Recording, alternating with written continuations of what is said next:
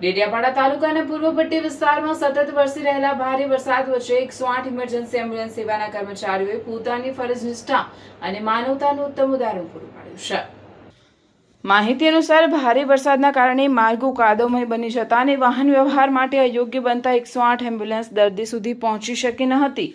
આવા કપરા સંજોગોમાં પણ 108ના પાયલોટ મેહુલ વસાવા અને EMT સુનિલ રાઠવાએ હિંમત હાર્યા વગર દર્દી સુધી પહોંચવાનો નિર્ણય લીધો હતો। બંને કર્મચારીઓએ દર્દીને જોલીમાં બેસાડી વરસાદ અને કાદવ વચ્ચે પગપાળા લાંબો અને મુશ્કેલ રસ્તો પાર કરીને સુરક્ષિત રીતે એમ્બ્યુલન્સ સુધી પહોંચાડ્યો। ત્યારબાદ દર્દીને તાત્કાલિક સારવાર માટે નજીકની હોસ્પિટલમાં ખસેડવામાં આવ્યો હતો। આ સમગ્ર ઘટનાએ સાબિત કર્યું છે કે 108 સેવા માત્ર એક એમ્બ્યુલન્સ સેવા નથી, પરંતુ મુશ્કેલીના સમયમાં લોકો માટે આશાનું કિરણ છે। મેહુલ વસાવા અને સુનિલ રાઠવાની આ સમર્પિત કામગીરીને સ્થાનિક ગ્રામજનોએ બિરદાવી હતી અને તેમની પ્રશંસા કરી હતી।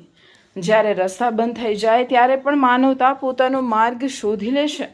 ડેડિયાપાડાની 108 ટીમે ફરી એકવાર સાબિત કર્યું કે જીવ બચાવવાની સેવા માટે સમર્પણ, હિંમત અને માનવતા સૌથી મોટી શક્તિ છે।